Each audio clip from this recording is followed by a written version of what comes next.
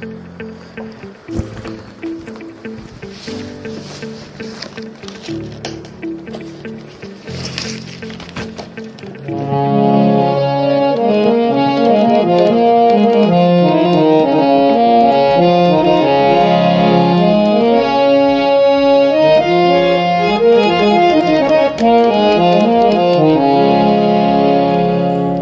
सबका स्वागत है आपके अपने ही channel music life with Vikram Chhabra music life में। जी हाँ, आप सबका अभिनंदन करता हूँ, खैर मकदम करता हूँ और आपका इतना प्यार, इतना स्नेह देने के लिए बहुत बहुत धन्यवाद। जी हाँ, यही इस चैनल पर आपको संगीत संबंधी बहुत सारी जानकारियाँ मिलती हैं। हम आपके लिए बहुत सारी चीज़ें लेकर आते हैं, चाहे आप संगीत सीख रहे हैं, चाहे आप संगीत सुनते हैं, चाहे आप संगीत जानते हैं, आपको यहाँ आपके लिए सब कुछ मिलेगा। जी हाँ, आपका इतना प्यार, इतना स्नेह देने के लिए बहुत बहुत शुक्रिया था आप सभी का। और यदि आप हमारे इस चैनल के साथ जुड़ रहे हैं तो इस चैनल पर आने के लिए आपका स्वागत है। और इस चैनल से जुड़ने के लिए आपको नीचे दिए गए बेल आइकन पर जी हाँ प्रेस करना है और इसके साथ जुड़ जाना है। और साथ में इस चैनल को यूं ही सब्सक्राइब करके हमारी नोटिफिकेशन सबसे पहले आप तक पहुंच पाएगी। तो यूं ही जुड़े रहिए अपने दोस्त विक्रम के साथ अपने ही channel music life with Vikram Chhabra music life में। आपको संगीत संबंधी बहुत प्यारी प्यारी अच्छी अच्छी जानकारियाँ हम लाते हैं और बहुत सरल ढंग से आपके समक्ष उसको साझा करने की जी हाँ भरपूर कोशिश करते हैं। यदि हमारी वजह से आप लोगों को लाभ हो पाएगा तो हमें बहुत खुशी होगी। यदि आपको हमारी दी गई जानकारी पसंद आती है तो वीडियो को लाइक जरूर कीजिएगा।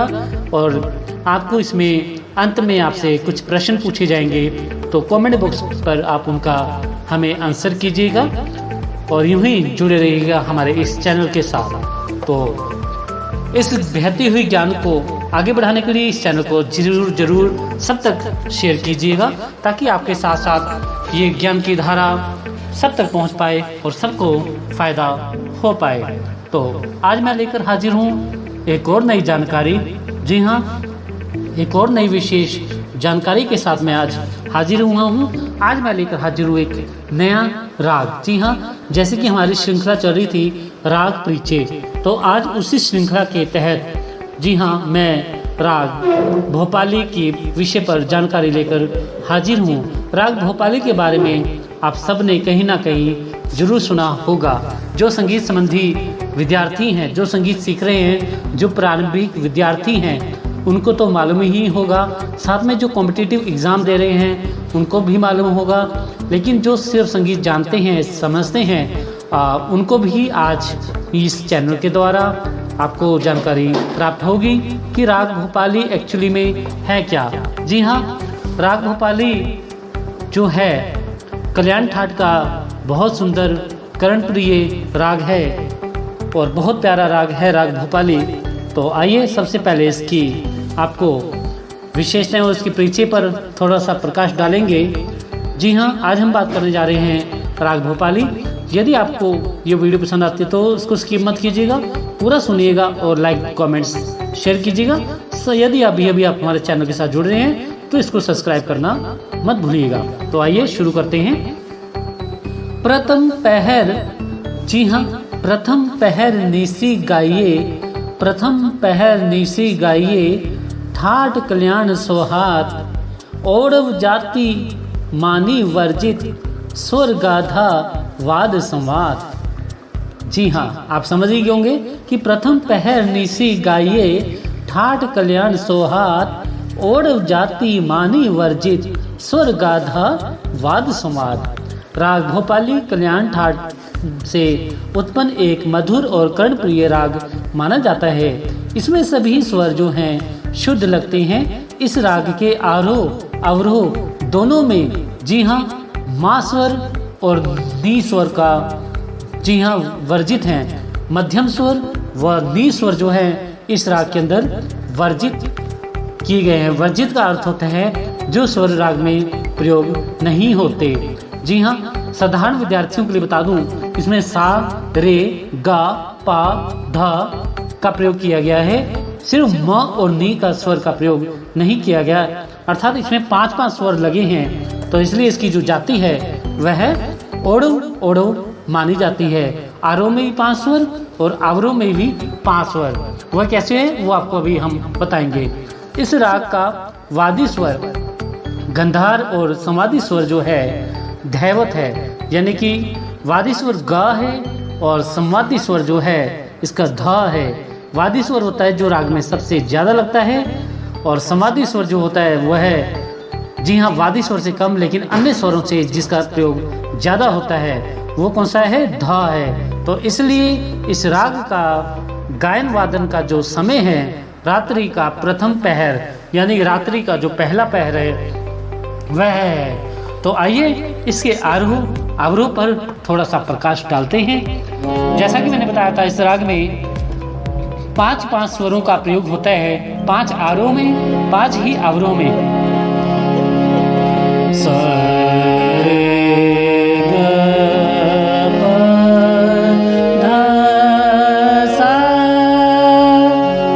ये आरोह था। अब अवरोह देखिए उतरता हुआ क्रम, सा ग प ग रे सा, ये इसका अवरोह क्रम है। अब इसकी पकड़ देखिए, पकड़ मैंने बताया था राग का सबसे छोटा स्वर जिससे राग की पहचान की जा सकती है। देखिएगा, सा धा सा रे ग रे सा धा सा रे ग पा धा पा ग पा ग रे सा, या इस तरह से भी हो सकती है इसकी पकड़, ग प ध प ग रे धा सा। तो ये छोटी छोटी प्रेज हैं, छोटे छोटे जैसे टुकड़े हैं जिनसे राग को पहचाना जा सकता है और इसकी पकड़ कई तरह से बन सकती है। तो ये राग भोपाली है, इसमें 5 स्वर मैंने बताया था। जो प्रारंभिक विद्यार्थी हैं उनको आसानी से समझ आएगा। देखिए, सा रे ग प ध 1 2 3 4 5, ठीक है। और जो सा आ गया वो तार सप्तक आ गया, उसको छूकर हमने फिर वापिस आना है, सा ध प ग रे सा। तो ये प्रारंभिक जो विद्यार्थी हैं वो जान पाएंगे इसमें 5 स्वर का प्रयोग हुआ है। इसमें मा स्वर और नी स्वर का प्रयोग नहीं हुआ है। जी हाँ, मध्यम स्वर और निषाद स्वर का इसमें प्रयोग नहीं हुआ है, इसलिए इसके स्वर जो हैं वर्जित हैं। इसलिए इसकी जो जाति है वह ओडव ओडव मानी जाती है। जी हाँ, कौन कौन सी मानी जाती है, ओडव ओडव मानी जाती है। आइए अब इसकी कुछ विशेषताओं पर हम प्रकाश डालेंगे। जी हाँ, इसकी कुछ विशेषताएं हैं। तो पहले नंबर 1 जो है, राग भोपाली में सभी स्वर, जी हाँ, राग भोपाली में सभी स्वर जो हैं शुद्ध लगते हैं। जी हाँ, सारे गा पा धा सा, सा धा पा गा रे सा, ये सारे स्वर जो हैं शुद्ध लगते हैं। इसमें कोई भी कोमल स्वर, कोई भी तीव्र स्वर का प्रयोग नहीं होता। नंबर 2, इस राग के ठाट के विषय में, जी हाँ, अनेकों अनेक मतभेद पाए जाते हैं। कुछ लोग इसे बिलावल ठाट का राग मानते हैं, जबकि कुछ लोग इसे कल्याण ठाट से उत्पन्न राग मानते हैं। जी हाँ, जो बिलावल यानी ठाट से इसको मानते हैं वह यह कहते हैं कि इस राग भोपाली में सभी स्वर शुद्ध लगते हैं, इसलिए इसकी जो है बिलावल ठाट का कहना चाहिए और मानना भी चाहिए। किंतु कल्याण ठाट के मानने वाले जो विद्वान हैं, संगीतज्ञ हैं, वह कहते हैं कि माँ स्वर के वर्जित होने के कारण इसको कल्याण ठाट में ही होना चाहिए, मानना चाहिए। नंबर 3, राग भोपाली का संप्रकृतिक राग। जी हाँ, राग भोपाली का संप्रकृतिक राग क्या होता है, मिलता जुलता राग, उसके जैसा राग। जी हाँ, इसका संप्रकृतिक राग कौन सा है, वह है देशकार है। जी हाँ, देशकार इसका संप्रकृतिक राग है, जो कि बिलावल ठाट से उत्पन्न माना जाता है। अतः राग देशकार से राग भोपाली को सदैव बचाना चाहिए। नंबर 4, राग भोपाली और राग देशकार दोनों में केवल वादी समाधि के स्वरों का ही अंतर है। जी हाँ, वादी समाधि के स्वरों का ही अंतर है, अन्यथा दोनों के स्वर और जाति एक समान है। यानी उसकी भी जाति जो है ओड़े ओड़े है, उसके भी जो स्वर हैं वो समान है, उसमें भी माँ और स्वर दी स्वर का प्रयोग नहीं होता। नंबर 5, विद्वानों का ऐसा कहना है कि राग भोपाली की रचना भोपाल, जी हाँ, प्रदेश जो कि मध्य प्रदेश में है, वहाँ से इसकी उत्पत्ति हुई ऐसा माना जाता है। तो आई होप आपको समझ आया होगा कि आज हमने राग भोपाली पर चर्चा की है, कि राग भोपाली के विषय पर हमने जाना, और जो प्रारंभिक विद्यार्थी हैं उनको तो लाभ होगा ही, साथ में जो कॉम्पिटिटिव एग्जाम दे रहे हैं उनको भी लाभ होगा। अब मैं आपसे राग भोपाली संबंधी, जी हाँ, आपसे प्रश्न पूछने जा रहा हूँ। आप मुझे कमेंट्स बॉक्स में अपने आंसर जरूर बताइएगा, और आप लोगों का प्यार पाके हमें खुशी होगी। और इस, जी हाँ, वीडियो को पसंद आने पर लाइक, कमेंट्स व शेयर कीजिएगा, और इस चैनल के साथ ऐसे ही जानकारियाँ पाते रहने के लिए इस चैनल को सब्सक्राइब करना मत भूलिएगा।